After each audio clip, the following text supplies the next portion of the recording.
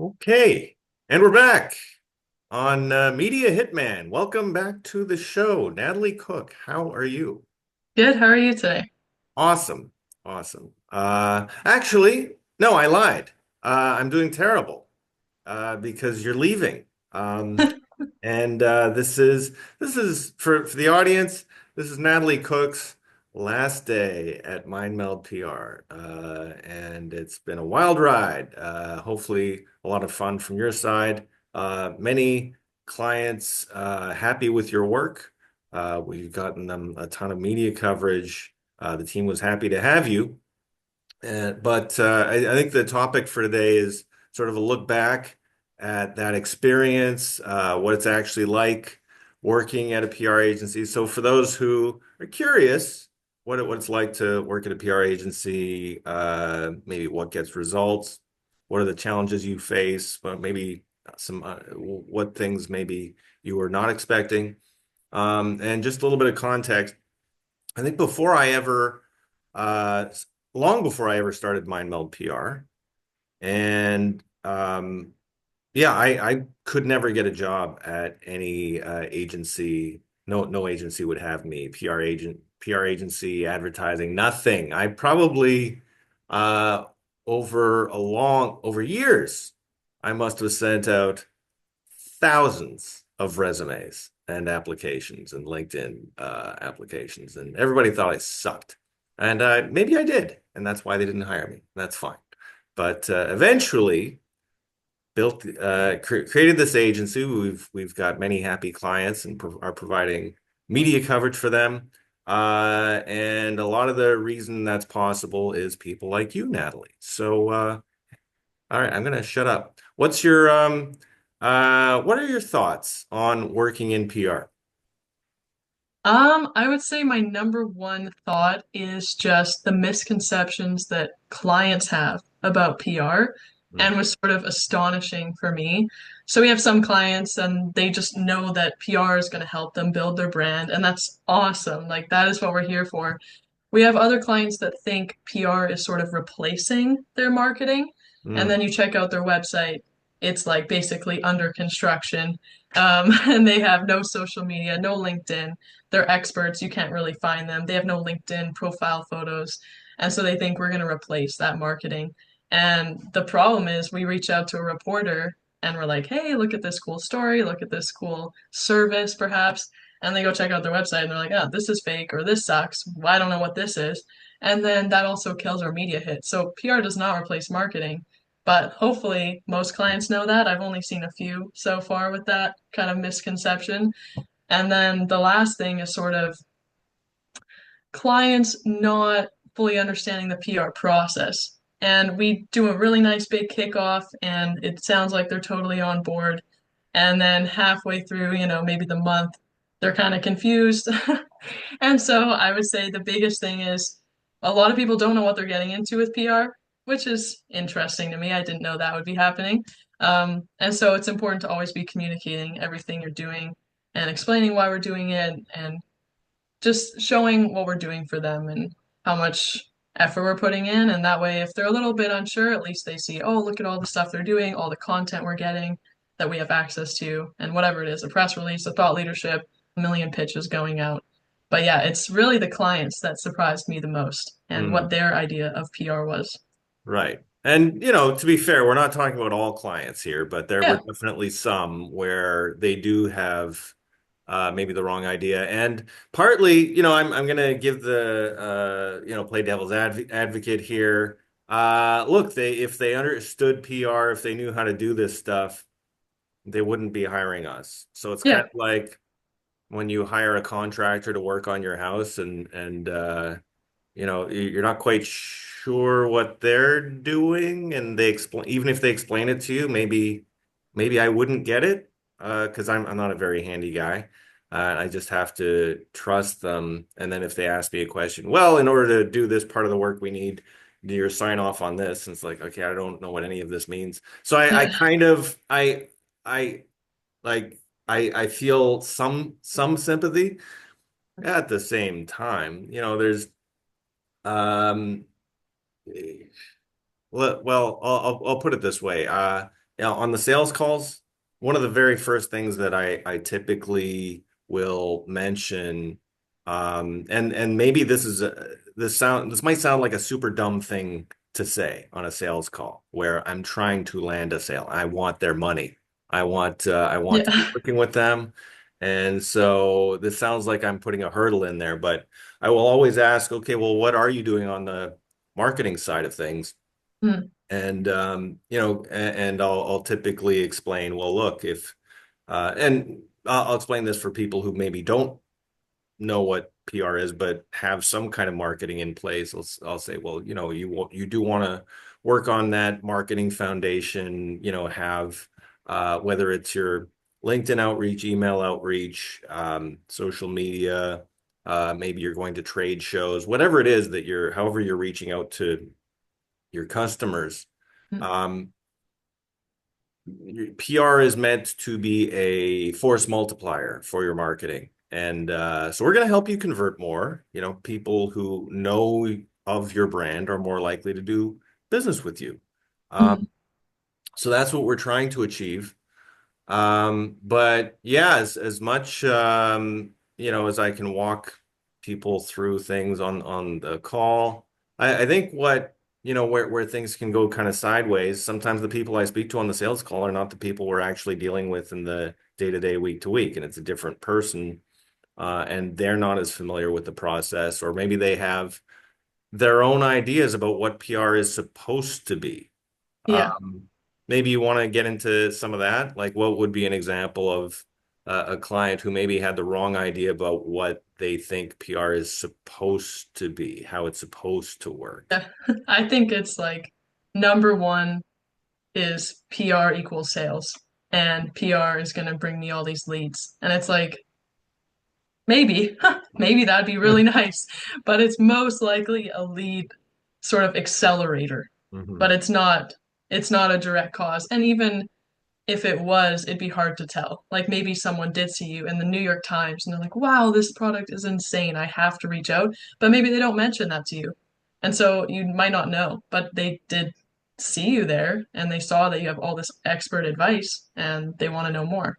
Right. So I think that is the biggest misconception. And that's the hardest for clients because if they signed up for PR thinking that's going to happen, Mm. then that's a kind of a letdown for them too. Because they're like, hey, why aren't my sales going up? Even though we can't really track that.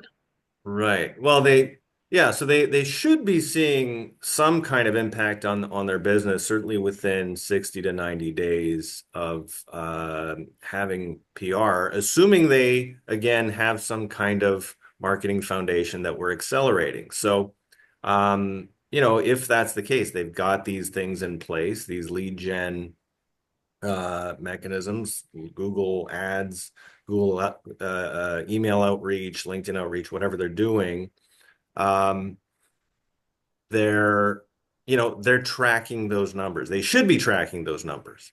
And the most important things are revenue, are numbers of sales, are repeat business. And so yeah, like do you have someone tracking who calls in? Do you have are you tracking, different parts of the stage? Do you ask your customers, okay, how did you find us? Like that's something I always ask is Mm, how did you find us? And actually, we kind of eat our own dog food here because some of the times they'll say, "Well, look, I heard about you. You were referred to me by another founder I respected, and it wasn't quite the right time. So, and then I saw you on LinkedIn, saw a post about you, and then I saw, oh, you got quoted in Forbes because again, you were on my LinkedIn feed, and that was mm, an interesting article. And then, oh, you got interviewed in Entrepreneur, and I thought, oh, that's interesting. Yeah, that's some smart things to say. And then 3 months later, I was finally ready for PR, so I called yeah. you up. And there's this thing, I think it's like 100 years old of I don't know who came up with it. I don't know if it's real, but it seems real. This 7 points of contact rule of people will find you and they typically will not sign with you their very first time they hear of you or see you or talk to you. it's a bit of a process, and the press coverage is part of that. So that's what we're trying to achieve. Yeah. I think I've talked about that elsewhere, but yeah, so that's definitely a mismatch that can happen with clients where they think PR is a substitute for marketing. No, it's something you add to the mix. So um the yeah, what else? What did you enjoy most? Let's get into some positive bits. Well, what did you Yeah. enjoy most about the PR work? And again, I'll caveat this. The reason I was talking about before about how I struggled to get into the PR industry until I founded the agency, and then we were off to the races. Um, why did I apply to 4,000 places? Because it's a fun job. You know, you get to, or at least that's the impression I think a lot of people have from the outside. It's, you know, a lot of creative work, intellectually stimulating work. Yeah. You're always learning. And it's always a challenge. How do we come up with exactly the right pitch to get attention? And the results are also like when they come in, it's an awesome feeling. And you know when you got a media hit because it's in the headlines, it's on TV. So that was what I was hoping I would experience working in PR. What's been your experience on that? I would say definitely similar to like what your idea was. The media hits, I mean, there's a lot of jobs people can do, and their work isn't necessarily measured. Like they're doing a lot of good work. Maybe it's something internal with an organization, and you can see how this project is getting done. This happened, this communication went out. But a media hit is like a next level sort of pat on the back. You're like, wow, like they're in the Washington Post or they're in Forbes. I think the first time I saw Forbes hit, for one of my clients, I just felt so excited because it's like, I can't believe we did that. And a lot of sometimes the quotes that the clients are saying, we're helping them create those quotes too. So then you're like, oh, there's a little piece of me in this media hit. And that's just really exciting. Um, and so I would say the media hits are super exciting. But on the flip side, which maybe is a little negative, which we were not asking about, sometimes there can be really good pitches or really cool clients or really good stories. And you're thinking, oh, this is gonna create a few media hits just on this pitch alone. Maybe you get one, or maybe you get one after several rounds of follow-ups. And you're like, oh, this is so frustrating. Like, I think this is really well done. And then there's been a couple times where I've submitted a reactive and I'm like, oh, I just got to get this out. I don't want great to get in the way of good. So we need to be speedy about this. And I look at it, I'm like, yeah, this is good. Um, and then it gets a media hit, and you're like, wow, I barely put an effort in that compared to like my proactive outreach, and this is doing so much better. So it's also there's like a flip side because then some your results are measured, but then it doesn't measure all the time you put into the outreach and the follow-ups and creating the pitches. But that part is super fun too, and like brainstorming with your team and people have different backgrounds and different clients, so there's just so much to talk about and so many diverse opinions and it's just the best way to learn about everything, I think. Um, yeah, I remember, you know, working before I specialized in PR, I was working more on the content side of things, communications. And so a lot of the stuff I was dealing with was inputs. I was creating content, blog posts, white papers, etc. Maybe sending out emails. And you know, you get some kind of metric of success from that. You can look at the web traffic, you can look at the number of people who filled out the contact form on the landing page that you created. But ultimately, what any business is hoping for is a sale from all this marketing activity. And I think a media hit is the thing that comes closest to a sale in terms of, okay, you know, you worked to achieve this result, and it's pretty spectacular. And this could actually lead to sales. Like we have seen that. I know we were talking a little bit ad nauseum about PR as an accelerator for marketing, but like TV hits and radio hits especially. I've seen Yeah. those like work wonders for sales. But Hmm. um, yeah, I hear what you're saying around the the process. I think that's actually a larger point that you're making there is the like there's the fun creative side that, and you think creativity is the thing that's gonna get you the win or get you multiple wins, and it can be sad when a very creative, very well written pitch that like this is equivalent to world-class literature, like it's that good Yeah. in your mind and in the client's mind, and it gets no result, or at least not immediately.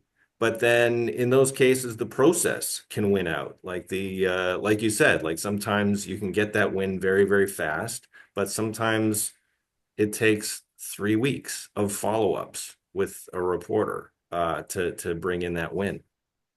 Yeah. We even had a client that their media hits were kind of in a features section of, each outlet. Hmm. And features, I guess, tend to come out a bit slower. And so that was like, oh my gosh, the interview was like a month ago. Where's this media hit? And then it's probably frustrating for a client, and especially if they're new to PR, because it's like, I'm Hmm. doing all these interviews and I keep approving all these pitches. And where are the media hits? And everyone's guaranteeing them. And then randomly 2 weeks later, like seven come in, and you're like, oh my gosh, here they all are. So it's like, it's just a crazy process. And I think it all comes down to like communicating and just making sure everyone's on board and understands what's going on. But I think it's fun, and it's just, it's fun getting to know different people and working on different stories. And especially when a client has new things happening, or they hire us because they have a big, maybe they have a funding round, they want that release to go out and they hire us. Like that's super exciting because now we can help you talk about your big story to the rest of the world. Hmm. So, since you are leaving today, this is your last day. I'm very sad to see you go, but and you're always welcome back here.